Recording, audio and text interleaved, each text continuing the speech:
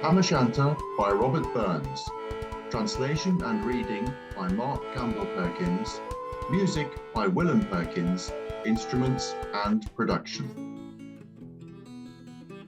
When peddler boys do leave the street and thirsty neighbours meet, as market days are wearing late and folk begin to take their gait, while we sit boozing at the bevies and getting drunk and quite so merry, we think not on the long Scots miles, the mosses, waters, bogs and stiles that lie between us and our home, where sits our sulky, sullen dame, gathering her brows like gathering storm, nursing her wrath to keep it warm. This truth found honest Tam O Shanter, I see from air one night did canter, old air whom never a town surpasses, for honest men and bonny lasses.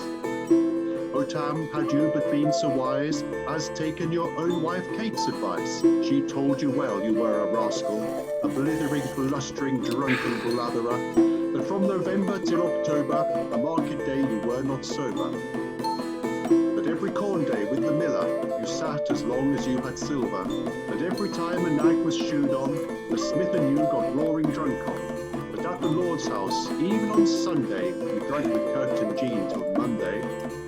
She prophesied that late or soon you would be found deep drowned in Doon, or caught with warlocks in the murk by Alloway's old haunted church. Ah, gentle dames, it makes me weep to think how many counsels sweet, how many lengthened sage advices a husband from the wife despises. But to our tale, a market night, Tam had got settled fine and right, close by an ingle blazing finely, with frothing ale that drank divinely, and at his elbow cobbler Johnny, his ancient trusty thirsty crony. Tam loved him like a very brother, they had been drunk for weeks together. The night drove on with songs and clatter, and yes, the ale was growing better. The landlady and Tam grew gracious, with favours secret, sweet and precious. The cobbler told his queerest stories, the landlord's laugh was ready chorus. The storm outside might roar and rustle, Tam did not mind the storm or whistle. Care, mad to see a man so joyful, would drown himself deep in a skinful. As these flee home with loads of treasure, the minutes winged their way with pleasure. Kings may be blessed, but Tam was glorious, over all the ills of life, victorious. But pleasures are like poppy spread, you seize the flower, its bloom is shed, or like the snow falls in the river, a moment white then melts forever, or like the borealis race that flit before you point their place, or like the rainbow's lovely form, a vanishing amid the storm. No man can tether time or tide, the hour approaches Tam must ride, that hour, night's black arch keystone, that dreary hour he mounts his beast in, and such a night he takes the road in, as never poor sinner was abroad in. The wind blew as had blown its last, the rattling showers rose on the blast, the speedy gleams the darkness swallowed, loud, deep and long the thunder bellowed. That night, a child might understand, the devil had business on his hands. Well mounted on his grey mare Meg, and better never lifted leg, Tam pelted on through mud and mire, despising wind and rain and fire, while holding fast his good blue bonnet, while crooning on some old Scots sonnet, while glowering round with prudent cares, lest goblins catch him unawares. Church Alloway was drawing nigh, where ghosts and owlets nightly cry. By this time the ford he crossed, where smothered in snow the pedlars lost, and past the birch and mighty stone, where drunken Charlie broke neck-bone, and through the thorns and by the mound, where hunters a murdered child had found, and near the thorn above the well, where Mungo's mother hanged herself. Before him, doom pours all his floods, the doubling storm roars through the woods, the lightnings flash from pole to pole, near and more near the thunders roll, when glimmering through the groaning trees, Church Alloway seemed in a blaze. Through every gap the beams were glancing, and loud resounded mirth and dancing. Inspiring bold John Barleycorn, what dangers you can make us scorn, with good ale we fear no evil, we whiskey tipple, we'll face the devil. The ale so frothed in Tammy's revels, fair play he cared not twopence for devils, but Maggie stood right sore astonished, till by the heel and hand admonished, she ventured forward on the light, and wow, Tam saw the strangest sight. Warlocks and witches in a dance, no cotillion brand new from France, but hornpipes, drakes, strathspeys and reels, with life and metal in their heels. A window ledge set in the east, there sat old Nick in shape of beast, a mangy mongrel, black, grim and large. To give them music was his charge. He screwed the pipes and made them swing, till roof and rafters all did ring.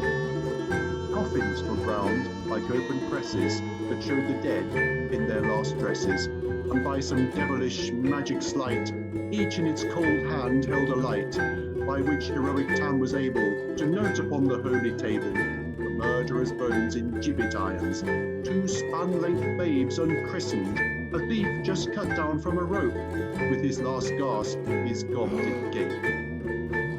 5 tomahawks with blood red rusted, 5 scimitars with murder crusted, a garter which a babe had strangled, a knife a father's throat had mangled, whom his own son of life bereft, the grey hairs still stuck to the shaft, with more all horrible and awful, which even to name would be unlawful, 3 lawyers' tongues turned inside out, with lies sewn like a beggar's cloth, 3 priests' hearts, rotten, black as muck, they stinking, vile, in every nook. As Tammy glowered, amazed and curious, the mirth and fun grew fast and furious, the piper loud and louder blew, the dancers quick and quicker flew, they reeled, they set, they crossed, they link it, till every witch did sweat and stink, and cast her tatters to the drift, and skipped along in rags and shift. Now Tam, if they'd been queens, all plump and strapping in their teens, their shifts, instead of greasy flannel, been snow white, full of fibre linen.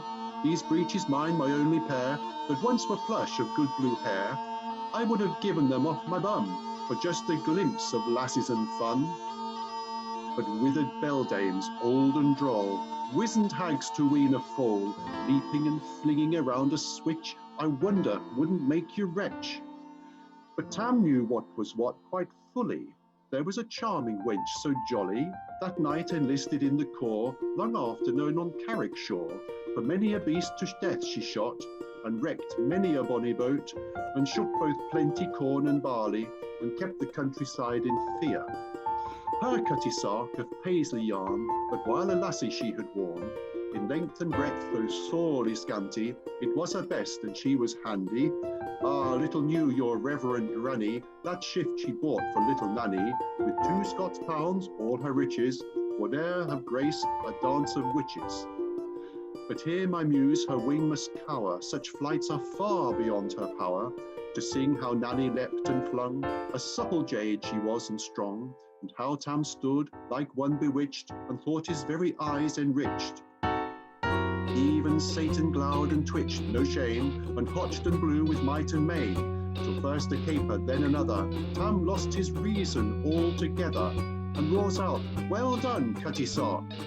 And in an instant, all was dark. And scarcely had he Maggie rallied, when out the hellish legions sallied. As bees buzz out and angry strive, when plundering herds assail their hive, as hounds to hare are mortal foes, when pop she starts before their nose, as eager runs the market crowd, when catch the thief resounds aloud, so Maggie runs, the witches follow, with many a weird-like screech and holler. Ah Tam, you'll get your fair share, in hell they'll roast you like a herring, in vain your Kate awaits your coming, Kate soon will be a woeful woman. Now do your utmost, speedy Meg, and win the keystone of the bridge. There at them your tail may toss, a running stream they dare not cross. But ere the keystone she could make, the fiend a tail she had to shake, for Nanny far before the rest hard upon noble Maggie pressed, and flew at Tam with furious bent, but little knew she Maggie's intent. A spring brought off her master whole, but left behind her own grey tail, the which did clutch her by the rump, and left poor Maggie scarce a stump. Now who this tale of truth shall read, both man and mother's son, take heed, whene'er to drink you are inclined, or scanty shifts run in your mind, think you buy your joys too dear, remember Tam O Shanter's mare.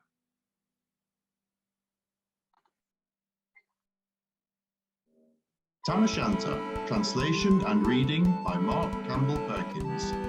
Music by Willem Perkins, instruments and production. For more about Tam O Shanter, see Tam O Shanter, a Nordic tinge, and Tam O Shanter, a new translation.